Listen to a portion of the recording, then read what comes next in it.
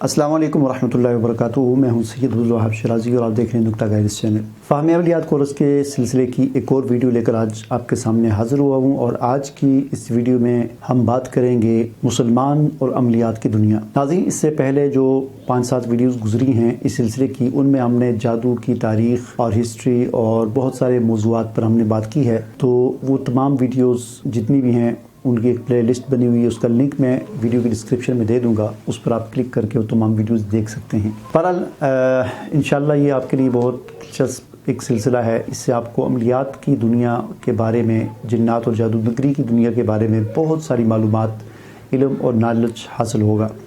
आज की वीडियो में मुसलमान और अमलियात की दुनिया के हवाले से थोड़ी सी गुफ्तगू मैं करूँगा। देखिए, किसी भी कौम का उरूज व ज़वाल उनकी ज़िंदगियों पर बहुत गहरा असर डालता है। जब मुसलमान दुनिया में उरूज पर थे तो उनका काम, उनकी तहज़ीब, तमद्दन, अक़दार, अखलाक, किरदार, हर चीज़ जो है वो ज़बरदस्त थी। लेकिन दुनिया में जब मुसलमानों को बहैसियत कौम और बहैसियत उम्मत उनको एक ज़वाल हासिल हुआ, मुसलमानों की खिलाफत जो है वो ख़त्म हो गई तो उसका गहरा असर इन मुसलमानों की ज़िंदगियों पर पड़ा। लिहाजा मुसलमानों का किरदार, अखलाक, उनकी तहज़ीब, उनकी अक़दार, हर चीज़ ज़वाल का शिकार हो गई। और ख़ास तौर पर ये जो हिंदुस्तान का ख़ित्ता है, जिसमें पाकिस्तान, हिंदुस्तान, इंडिया, बांग्लादेश वग़ैरह ये ममालिक आते हैं, यहाँ पर तो ख़ास तौर पर 200 साल तक अंग्रेज़ों ने हुकूमत की और मुसलमान और यहाँ की अक़वाम जो हैं बहैसियत ग़ुलाम, उन्होंने 200 साल तक ज़िंदगी गुजारी। उस ग़ुलामी के असरात जो हैं अभी तक बाकी हैं, ख़त्म नहीं हुए। 2-3 नस्लें गुजर चुकी हैं लेकिन वो असरात अभी तक ख़त्म नहीं हुए। जब भी कोई कौम ज़वाल का शिकार होती है तो उसके अंदर लालच पैदा हो जाती है, एहसास कमतरी का शिकार हो जाती है और ये लालच फिर उससे चोरियाँ भी करवाती है, ये लालच उससे झूठ भी बुलवाती है, ये लालच उसको एक दरिंदा बनाकर छोड़ देती है। एक वक्त वो होता था कि जब मुसलमानों में काहिनों, नजूमियों, राफ़ों, आमिलों को लालची और घटिया इंसान तस्वर किया जाता था। लेकिन एक वक्त ये है जिसमें हम जी रहे हैं कि आज नजूमियों, काहिनों और आमिलों को न सिर्फ़ एक बहुत बड़ी चीज़ समझा जाता है बल्कि ये घटिया काम आज मस्जिद और मदरसे की मुक़द्दस इमारत के अंदर बैठकर भी किए जाते हैं। देखें, एक शख्स अपना दुखड़ा लेकर आता है, परेशान होता है, वो कहता है मेरा कारोबार नहीं चल रहा, मेरा बिज़नेस नहीं चल रहा, मैं मकरूज़ हो गया हूँ, मेरा ये मसला है, मेरा वो मसला है। वो आता है और आकर आमिल साहिब को सारी बातें बताता है।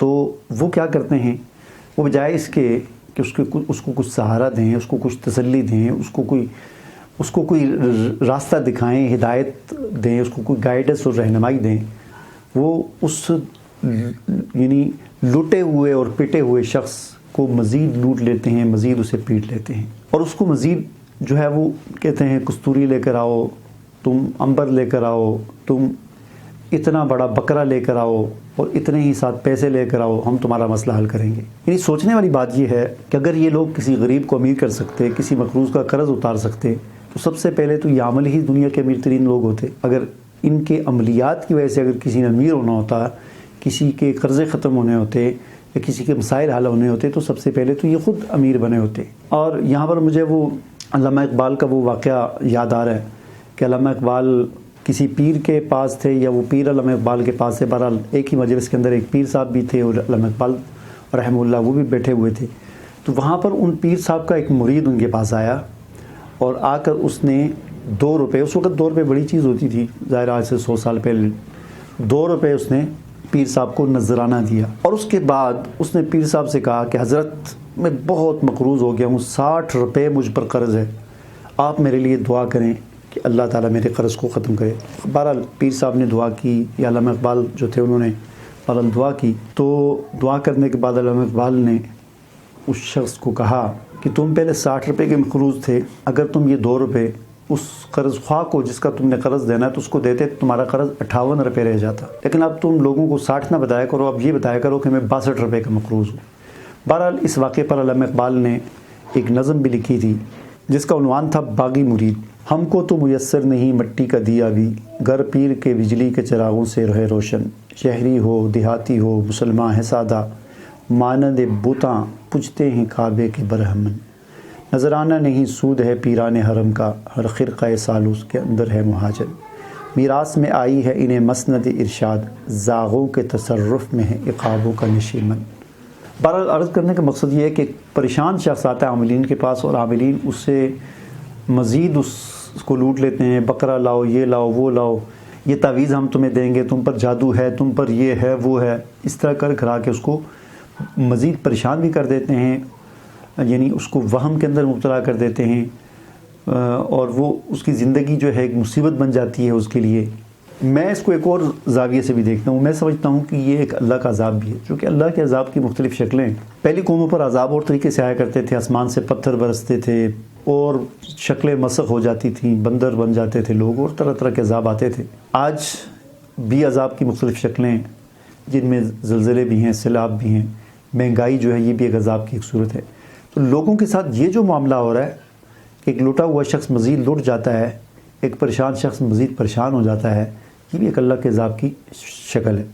اگر یہ اللہ کو پہچانتا، اللہ کے دین کو پہچانتا، اللہ کے قرآن کے ساتھ اس کا تعلق اور ربط ہوتا، اور یہ اللہ کی طرف رجوع کرتا، توبہ کرتا، استغفار کرتا، اس کی پریشانی کم ہوتی، ختم ہو جاتی۔ لیکن چونکہ یہ خود اللہ سے دور تھا، جس کی وجہ سے یہ پریشانی آئی، اور یہ پھر مزید اس نے غلط راستے کا انتخاب کیا، تو یہ مزید اس پر پریشانی آئی، تو یہ ایک اللہ کے عذاب کی شکل ہے۔ یعنی لوگوں پر یہ اللہ کا عذاب ہے کہ جب انہوں نے قرآن کو ترک کر دیا، قرآن سے منہ موڑ دیا، منہ پھیر دیا، دین سے منہ موڑ دیا، تو اللہ نے اس قسم کے لوگ عذاب بنا کر لوگوں پر مسلط کر دیے، جن کو مزید پیٹتے ہیں، مزید لوٹتے ہیں اور مزید ان کو پریشان کرتے ہیں۔ تو میں بات یہ کر رہا تھا کہ مسلمان اور عملیات کی دنیا، دیکھیں مسلمانوں کے اندر یہ عملیات والا چکر سب سے زیادہ اس وقت آیا ہے کہ جب مسلمان انتہائی زوال کا شکار تھے۔ خاص طور پر یہ تقریباً 600-700 سال پہلے ہلاکو خان اور چنگیز خان، جو منگولوں کے عروج کا دور تھا، اور مسلمان دنیا میں انہیں سخت شکست خوردہ تھے اور پٹ رہے تھے، ایک طرف منگول اور دوسری طرف صلیبی حملہ آور تھے مسلمانوں پر، اور مسلمانوں کی سلطنتیں تباہ کر کے رکھ دی تھی انہوں نے۔ تو یہ انتہائی زوال کا دور تھا۔ اس دور میں منگول تو خیر ان کا سسٹم ہی اور تھا، بس مار کٹائی، لوٹ مار تھا، جبکہ صلیبی جو تھے یہ سازشی قسم کے ذہن رکھنے والے لوگ تھے۔ انہوں نے مسلمان کو جانی مالی نقصان پہنچایا، لیکن اس کے ساتھ ساتھ عقیدے کا اور نظریے کا نقصان بھی مسلمانوں کو پہنچایا۔ انہوں نے کیا کیا کہ مسلمانوں کے اندر یہ عملیات اور یہ چیزیں جو ہے داخل کر دیں، جادو ٹونا اور اس قسم کی چیزیں یہ مسلمانوں کے اندر گھسا دیں۔ اور جیسا کہ میں نے پہلے عرض کیا کہ جب کوئی قوم زوال کا شکار ہوتی ہے تو وہ اس کا ذہن بھی چھوٹا سا ہو جاتا ہے، لہٰذا پہلے بڑے دل تھے، بڑے دماغ تھے لوگوں کے، بڑے ذہن تھے، بڑی سوچیں تھیں، تو کوئی بڑے سے بڑا مسئلہ ہو جاتا تو لوگ اللہ کی طرف رجوع کرتے تھے۔ جب زوال آیا تو ذہن چھوٹے ہو گئے، سوچ چھوٹی ہو گئی، تو لوگوں نے بجائے اللہ کے عاملوں کے پیچھے بھاگنا شروع کر دیا، اور انہوں نے یہ سمجھنا شروع کر دیا کہ کاغذ کے ٹکڑا اور پرچی جو ہے وہ میرا مسئلہ حل کر سکتی ہے، لیکن اللہ کی طرف اللہ کو پکارنا، اس سے میرا مسئلہ شاید حل نہیں ہوگا۔ بہرحال صلیبیوں نے مختلف قسم کی کتابیں، چونکہ شیطانی لوگ تھے، شیطان پرست تھے، شیطانیت ان کے اندر بھری ہوئی تھی، تو انہوں نے بہت ساری ایسی کتابیں مسلمان علماء، نامور علماء کے نام سے شائع کر کے، یعنی جادو ٹونے کی کتابیں ان کو شائع کر کے مسلمانوں میں پھیلایا، اور بعض صحیح کتابوں کے اندر کچھ چیزیں شامل کر کے ان کے اندر تحریفات کر دی گئی، ان کے اندر اضافہ کر کے من گھڑت چیزوں کا وہ بھی مسلمانوں کے اندر پھیلایا۔ اسی طرح کی کتاب آج کل ہماری مارکیٹ میں مجربات امام غزالی کے نام سے ملتی ہے، اور بھی بہت ساری کتابیں ہیں، انشاءاللہ اس پر میں آگے ایک تفصیلی ویڈیو بھی بناؤں گا۔ اس طریقے سے یہ من گھڑت چیزیں مسلمانوں کے اندر پھیلائی گئیں، عجیب و غریب قسم کی تعویذات، نقش، نمبروں والے، کوڈنگ والے، اور عجیب و غریب قسم کی ایسے منتر، ایسی چیزیں، ایسے الفاظ، اسما کہ جن کا نہ قرآن میں ذکر، نہ حدیث میں ذکر، نہ ان کا کوئی اسلام سے تعلق واسطہ، کسی چیز سے کچھ بھی نہیں، یہ چیزیں مسلمانوں کے اندر عام ہوئی۔ چنانچہ آج حالت یہاں تک پہنچ گئی ہے کہ آج ایک شخص ہوتا ہے، وہ عامل بننے کے چکر میں اٹھتا ہے، مارکیٹ سے کتاب اٹھاتا ہے، اس کو کوئی پتہ نہیں، عام بندہ کیا کرے گا؟ عام کو چھوڑیں، علماء کو آپ دیکھیں کہ بہت سارے علماء ایسے ہوتے ہیں کہ 8 سال 10 سال مدرسے میں پڑھنے کے بعد، قرآن و حدیث سے گزرنے کے بعد بھی وہ اس قابل نہیں ہوتے کہ ہم ایک مارکیٹ سے کتاب اٹھا کر اس میں سے دیکھ کر من گھڑت قسم کے نمبروں والے تعویذات، نقش، یہ چیزیں لوگوں کو لکھ کر دے رہے ہوتے ہیں، تو اس کی دلیل کیا ہے؟ اس کو کس کے ساتھ وہ جوڑ رہے ہوتے ہیں؟ کوئی ان کے پاس وہ نہیں ہوتا۔ تو یہ اس طریقے سے مسلمانوں کے اندر یہ عملیات اور یہ چیزیں عام ہوئیں، اور آج یہ ایک یعنی زوال کی انتہا ہے، اور گمراہی، بدعت اور فساد کی جو ہے یہ یعنی کہہ لیں کہ عروج کا دور ہے۔ اللہ تعالی ہم مسلمانوں کی حفاظت فرمائے اور اس گندے کیچڑ سے اور اس گند کے اندر سے مسلمانوں کو باہر نکالے۔ مجھے اجازت دیجیے، اللہ حافظ۔